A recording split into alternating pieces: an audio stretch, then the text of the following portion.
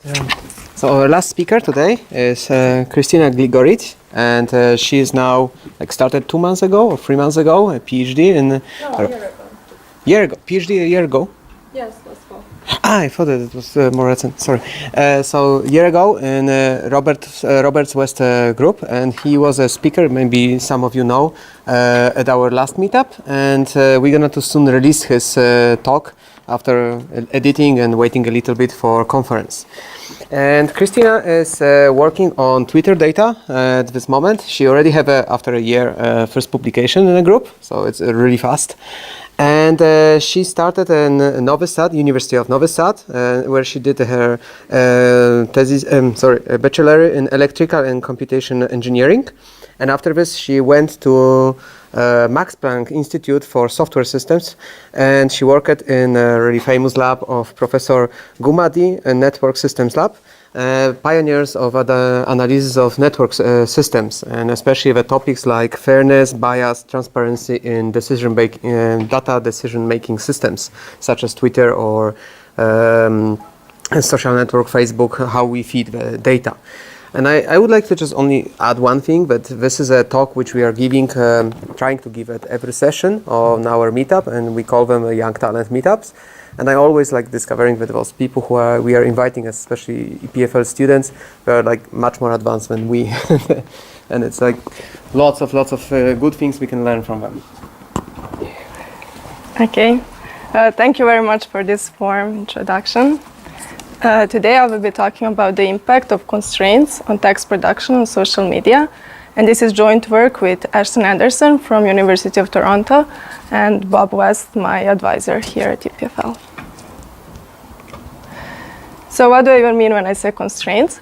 Well, constraints, they come in many different shapes and forms across many domains, and they can represent any inherent limitation in any resource. So for example, time or money. Constraints appear in the context of text production as well. So for example, think about poets. They have to adhere to these very strict forms such as sonnet or haiku. And even researchers, when we write papers, we have to stick to this very strict limit of 10 pages or 12 pages. And it is known that constraints affect both the form and the quality of content that is generated in any creative process. And writing for sure is a creative process. So what research about creativity and the effects of constraints on creativity reveal is the presence of two opposite effects. So on the one hand, having too many constraints directs the search for the solution and degrades creativity. It's bad for creativity. Whereas on the other hand, at the same time, not having any constraints, it's bad because it's paralyzing, and it's best understood by this scary feeling of staring at the blank page of paper. And the optimal compromise between the two is referred to as the sweet spot. So I will be focused mostly on constraints on text, so character limits. And these constraints, they definitely appear in the context of social media as well. And they emerge in this form of length restrictions. So think about Instagram captions or tweets or LinkedIn updates. They are all limited in length. So they have some maximum allowable number of characters.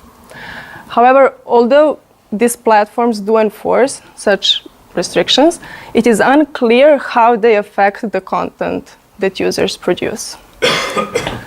And now this is important because, of course, online we have communities of millions of users that strive to propagate their messages. And we also have multi-billion-dollar economies that depend on social media. So disentangling these effects could be really significant. So in this work, we are interested in studying these effects of length constraints on style and success. So the research question is really twofold. So the first question is whether these constraints lead to some characteristic changes in the style of posts online. And then if they do, the second question is whether they also push users towards creating better content. So content that other users engage with more. And we are mostly focused on Twitter. So when I say engage with more, I mean like more, share, retweet more. And this is part of our paper that was presented at ICWSM last month. So how could we possibly answer these questions? Well, the best ideal way to answer these questions would be through a randomized control study.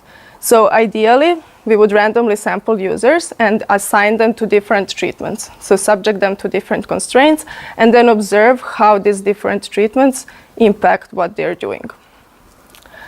Now, only social media providers themselves who are in control of the platform can do something like that. So only they can do A/B tests and really divide users into groups. We as researchers, we cannot do that. The other method, the other approach would be a purely observational approach, so a naive observational study, where we would just look at tweets, look at tweets of different lengths, and then see how different properties vary across those lengths, and try to establish some effects. However, it is known that it is notoriously hard to establish some causational claims based on found observational data. And maybe my favorite example is this striking correlation between the consumption of chocolate in a country and the number of Nobel Prizes in a country. So just looking at this, one could say, okay, if you want your country to have if you wanted to boost its scientific impact to be better, people should eat more chocolate. But that's not true, because of course there is a common confounder. Countries that are rich, that are more developed, people eat more chocolate, they also invest more in science. So what could we do then? In this work, we take advantage of the natural experiment. So natural experiment is a situation where these experimental conditions, so different treatments and control, are randomly assigned either by nature or some other factors. But those factors are not in the control of the researchers themselves. And yeah, maybe the best example of a natural experiment is a study where a group of researchers tried to establish the effect of serving in military on eventual earnings in the case of Vietnam War.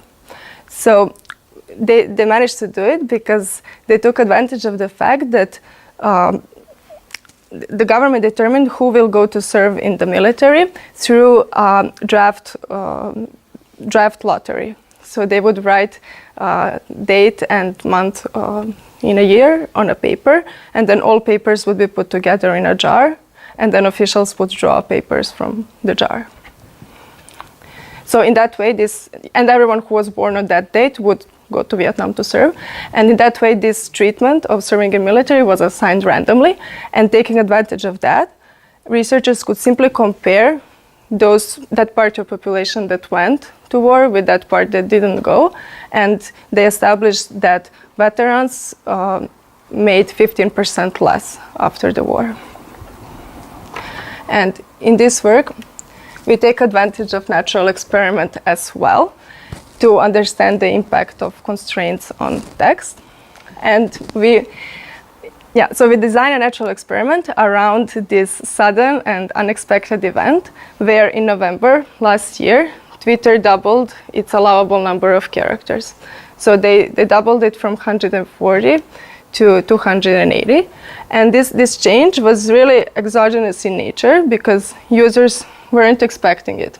I mean, they had some small A/B tests, but in general, people weren't expecting it. And we have every right to assume that users weren't anticipating it, so they didn't change their behavior in any way before the switch happened. And additionally, since this event took place, we can see that this constraint of 140 really had impact on the nature of the tweets.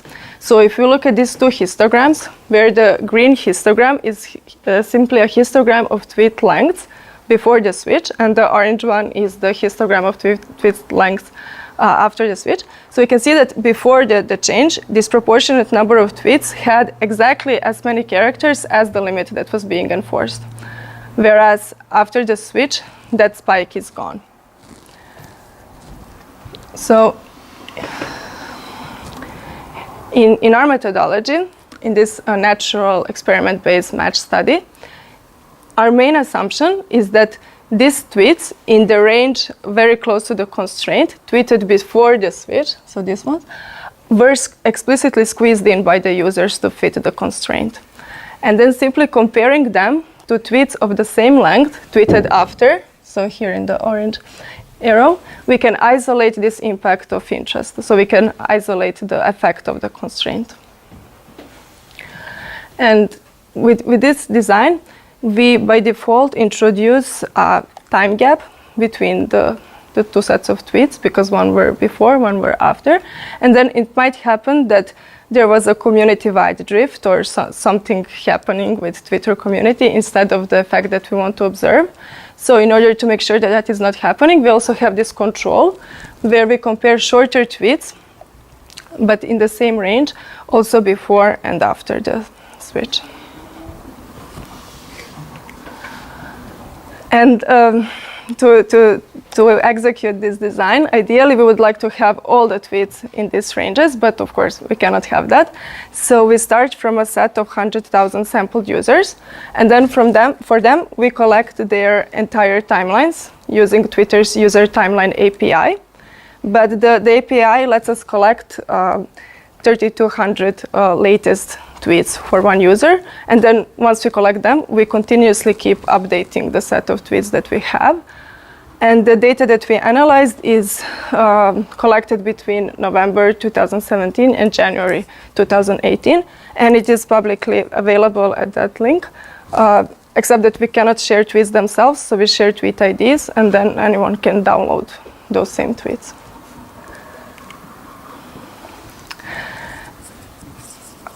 With this methodology, there are a couple of confounding effects. So when we analyze the data, we want to build pairs so that we control either for users or for topics. So we either require that these tweets tweeted before and after are tweeted by the same user, or if we match by topic, we require that they contain exactly the same set of hashtags. And additionally, in order to overcome these temporal effects, we are worried about two things. So first of all, we know that these retweet and favorite counts depend on time. And it is a problem because, again, we are comparing tweets with a time gap, and then maybe the more recent tweet would have got more tweets if it had more time. But we overcome that by making sure that all the tweets that we collect are collected at least 2 days after posting, because we know that by 2 days, 99.9% of retweets happen. Another worry is that user might become more popular with time, and then later they will get more retweets, but we make sure that their follower count didn't decrease by more than 1%. One interesting obstacle that we had is that there is this constraint, and then users fit in their contributions, they try to squeeze it in, or they don't do that. They tweet many tweets, but they connect them in a series, or a thread, and they do it either by indicating that it's all one huge tweet with this ... or with a position in a thread like first out of 5, second out of 5, and so on. But those tweets, they weren't intentionally edited to fit this constraint, so we don't care about them, and we had to disregard them. So the questions were twofold, and the results are also twofold. So with respect to the linguistic analysis, we were interested in those linguistic aspects that might be altered in this attempt to meet the length constraint. So those are some Twitter-specific features, such as hashtags, emojis, Twitter-specific abbreviations, and so on. Or there might be some linguistic features that describe parts of speech, like articles, conjunctions, punctuation, and so on. And we also evaluated stylistic features of the text, readability, sophistication. And what we find is that in response to this constraint, users write more concisely.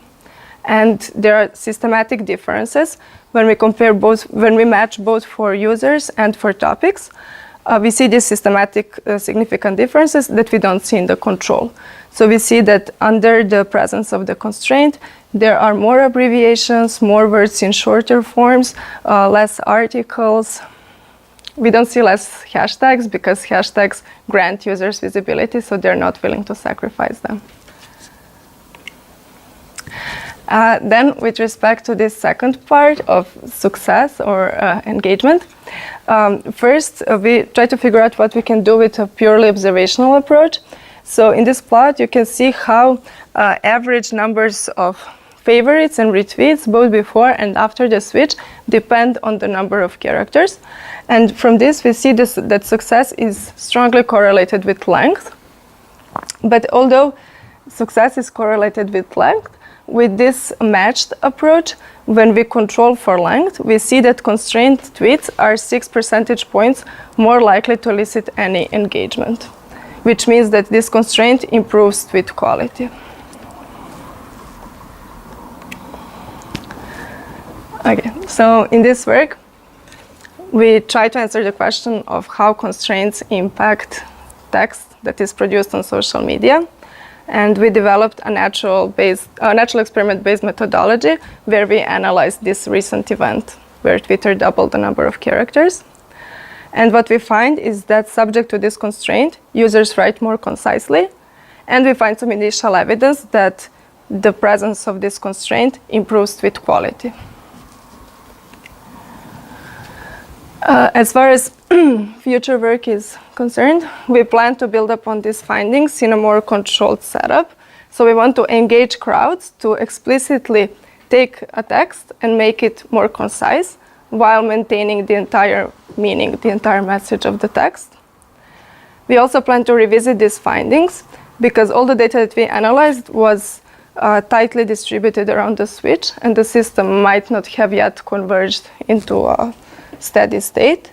And we also hope to generalize beyond Twitter to make claims about constrained content production in general.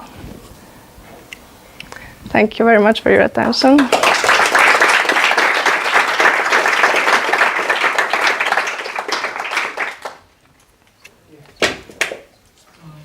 It's a very interesting topic.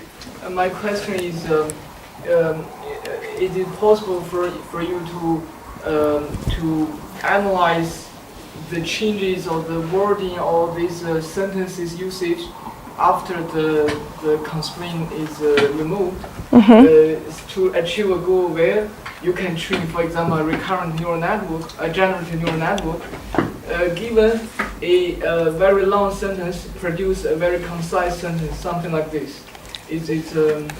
Yes, yes. So we are thinking about it. It's one of the directions for future work. So yeah, the main idea was if we are seeing some differences, then first can we build a classifier that can just discriminate between the two, concise and non-concise? And then also, if it's possible to computationally discriminate between the two, can we have a system that could do it automatically? Answer is probably yes, because, for example, abstractive summarization now it's doing pretty well. So we assume something like that could work. Also, maybe style transfer techniques, because if we can think about conciseness as a style. Okay. Yeah. Looking forward. Thank you. So, any more questions? I noticed at the beginning you had a slide that referenced the differences between different languages. I was wondering if you noticed any differences between different languages in how they responded to the changing constraints.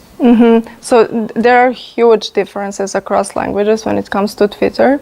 And so these histograms that we saw, they are for tweets in English. But if you look at the same histograms for tweets in Chinese or Japanese, it's completely different because they also have the same limit on the number of characters, but they can just fit in so much more information within the same number of characters. So histograms look completely different. And I think they didn't even double the number of characters. Yeah. So one of the motivations was that in English people needed more characters, so that's why we gave them. I have a question related to people argue a lot on Twitter. So have you noticed that since the change, the people understood themselves better and didn't argue this much? So you think that people argue less since the change? It might be an improvement. If there are more space, maybe they can express themselves better and don't tend to insult so quickly. Yes, it's an interesting hypothesis. Yes, it could be. I mean, I think that one thing is for sure that now people really communicate differently on Twitter in general compared how they used to, because first they doubled the number of characters, and now even this threading that we saw, it's supported by the website. So you don't have to manually connect them, like first out of 5, second out of 5. You can just, before tweet, you can tweet more. So yes, people communicate differently, and there can be all sorts of consequences. Just to continue on this question, we also had not we, but SwissAI was supporting one of the events, Computational Society seminar. A colleague of Kristina Glicoric, he was presenting also like social networks within the networks of people who support each other. We call it echo chambers, and we recorded it, and it's going to be, if you're more interested, it's going to be on our channel within a week. So you can always look more into this context, like why people don't argue with each other. So thank you very much. Thank you.